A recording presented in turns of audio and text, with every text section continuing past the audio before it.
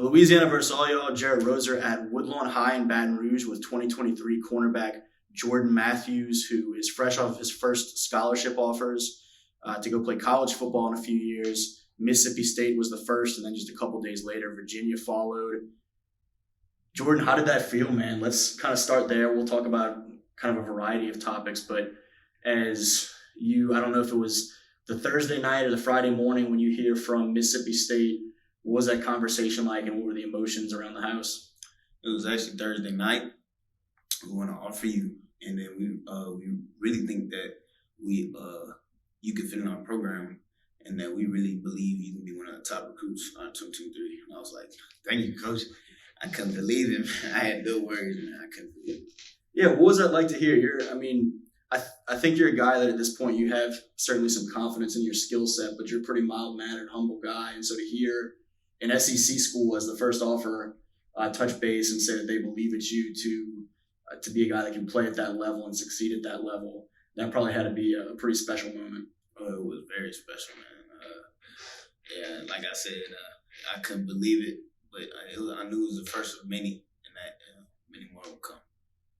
When was the first time that you realized that college type of potential was real? Are you a guy that, had always had that confidence level that it was going to come at some point? Or was there a moment for you where it sort of clicked that this football thing could get big, could take you places to the next level? Since I was 8 years old, I've been playing football and running track. So my dad, he had raised me to be like, you're gonna be the next big thing. You're gonna do this and that. And I always believed in myself, and I put trust in him and God, of course, and my trainers. So. You mentioned Dad a couple times. He's somebody that can certainly share with you some of his experience football-wise back in his playing days, and then your older brother Josh obviously played at Dunham here locally, went off to Louisiana Tech, and is now at McNeese State.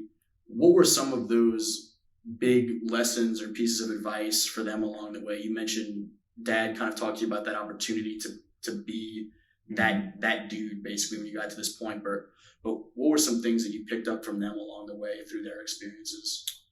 Mostly about having the dog mentality, like a mama mentality, like nobody can stop you, and keep on striving for what you want and everything. And he talks to me every day about that type of stuff, and I just molded into it, and then I think like him, and that's really it.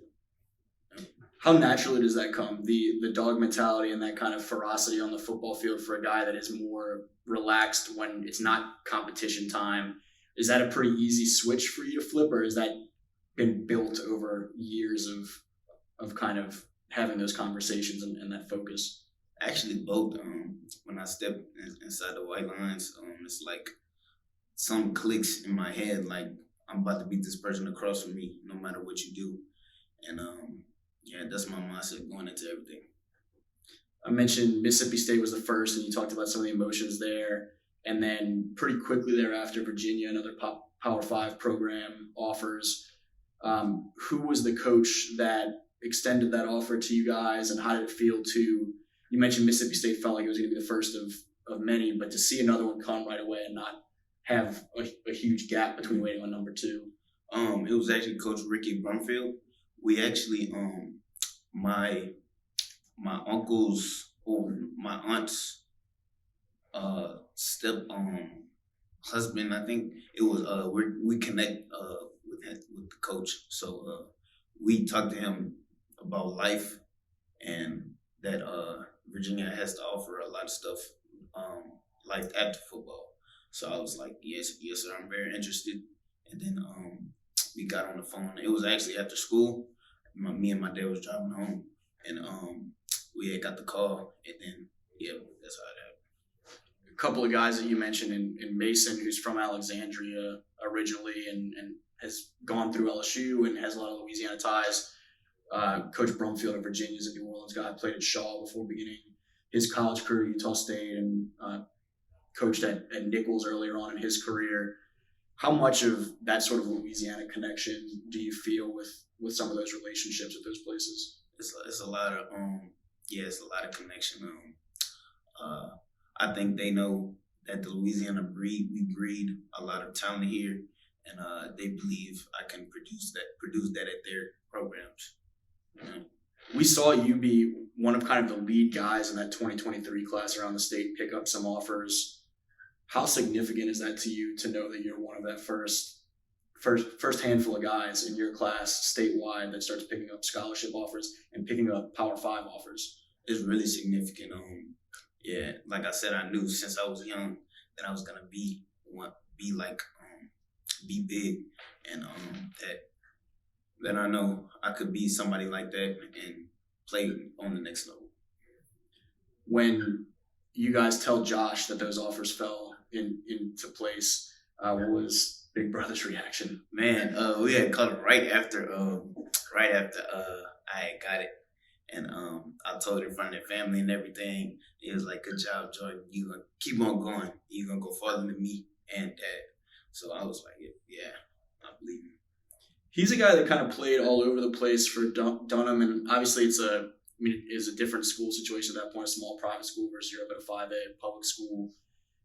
And he's been a receiver more, has been his priority. You pretty early on zeroed in on cornerback. How did you end up gravitating toward that side of the ball? And I'm guessing along the way, did you guys have some pretty fun one-on-one matchups in the backyard or practice field or whatever? That's the best part about it, the competition. So he's 6 years older than me, and my dad always told me, if you compete with somebody 6 years older than you, then you would destroy everybody in high school. And I always did that from a little boy. We'd been going against each other. He would beat me a lot of times, but I would always just keep going, keep striving. Do you remember some moments where you maybe got your first win in covering him and what that moment was like? Probably frustrated him a little bit, but it was probably huge excitement for you too. Yep. My dad was like, good job, Jordan, good job. Keep on going. And he always encourages me to beat him and compete with him. And a lot of older guys I compete with also. Russell Gage, I train with him at Coach Ken, and Chad Williams, he played receiver. I compete with them too. And then he just tells me to compete with them and destroy people in high school. So that's how I go by. How'd you feel about this high school season? I think you guys really opened a lot of eyes, surprised a lot of people with what you were able to do on Friday nights, and your sophomore class was a huge part of that. A lot of young guys stepping up at an early age and really excelling at a notable level, not just for your school, but being among the best players in the district and in the city and in the state. How did you feel about what you were able to bring to that equation on defense and what your 2023 class here as a whole was able to do? I felt great about it. We actually came in from TCA, and we felt really good that we were going to make impact on this team, that we were going to turn the program around. This year, we was cut to 5 games, but I think we really turned it around this year, and I think I made a big impact on it. And, I think so. Made a big impact. What did you feel, I guess, most confident in terms of your performance this year? Things that you really liked that you felt you were able to impact the game with? Well, keeping the shortened field, not letting up the outside as much, and a lot of PBUs. I got a lot of PBUs, especially against Catholic. Third down situations, not giving up first downs, keeping inside leverage, don't let anything inside, just basic stuff like that. They work on every day in practice that I think I contributed to. You mentioned your class really wanting to be a part of a turning point and taking this program a step past where they'd been.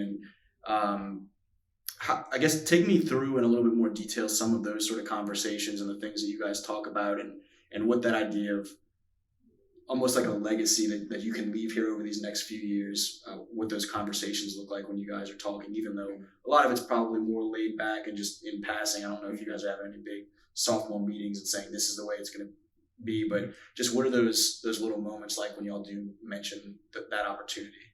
We all knew since we came from there that we were going to be a big a big impact to the program. And yeah, we talk about it all the time. Like, we really turning this around, we turning up and everything. And I think, honestly, we're gonna get deep in the playoffs this year and next year for our senior year.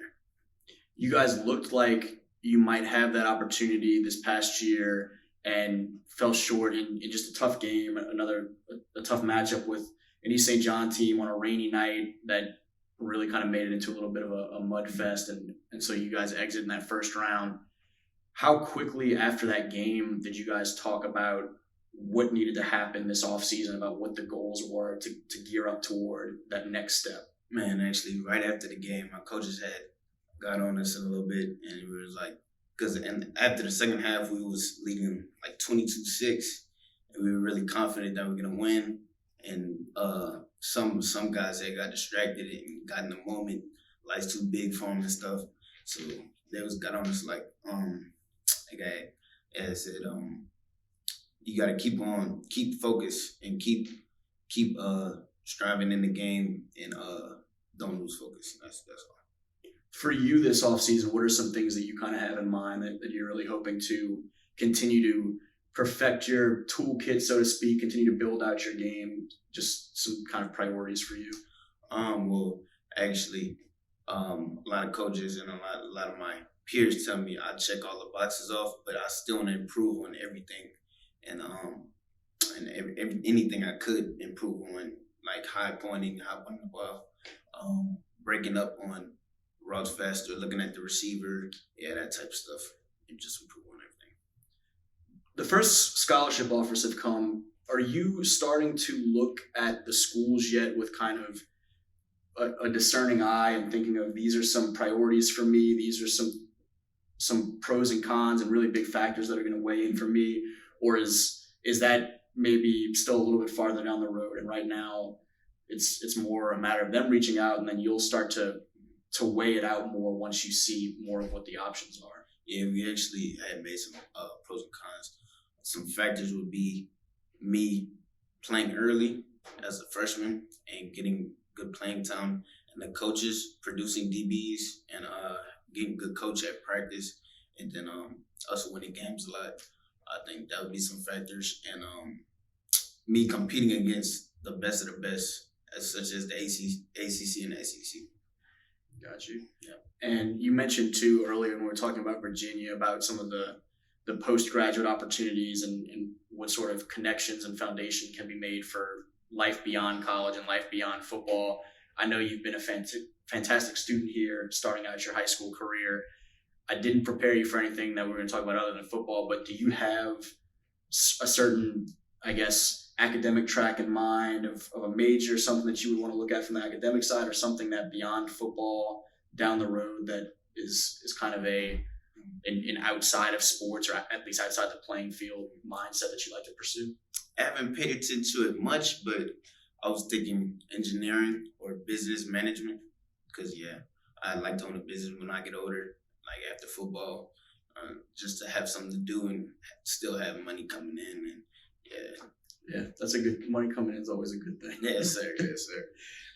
How have you felt about the success you've been able to have in the classroom too? We talk so much about the football side, but I mean, you're a top student in your class as well. How much of that do you take pride in, or how much pride do you take in that side of things? And I know with your parents, that's something that they've harped on all the way too. Oh yeah. Ever since elementary, they've been on me about academics. You got to get your academics, even if you want to play athletics. Academics come first, and I've been on that since I was young, and I've kept it up pretty good. And I feel great to be one of the top of my class. Whether it be Mississippi State fans or Virginia fans or coaches or fans at another school or just around the state or whoever it may be, something about you that maybe people don't know. What's something that you think kind of stands out about you beyond just being a lockdown corner and a tremendous student? Something, whether some other hobby or talent or something about your personality, whatever you would want people to know about you, or maybe something that you might surprise some folks. Not a lot of people know I'm actually pretty fast in track. I've been getting the football offers, but I run outdoor track also. I've been running summer track since I was 8, just like football. So not it's the word's not out yet, but it's about to be out. Track season's about to come up. There you go, man. Good deal. Well, I appreciate you taking some time and chatting about all of it. Yes, sir. Thank you. Again, he's Jordan Matthews, 2023 cornerback over here at Woodlawn High in Baton Rouge, fresh off the Mississippi State and Virginia offers. And as he's confident about many more to come, I don't think there's a lot of doubt that many more of those opportunities will come. But still a lot of big football, big games for the Panthers here over the next couple of years, and some big meets too to keep an eye on him on the track and field scene over these next couple of years. For Louisiana versus all y'all, Jarrett Roser.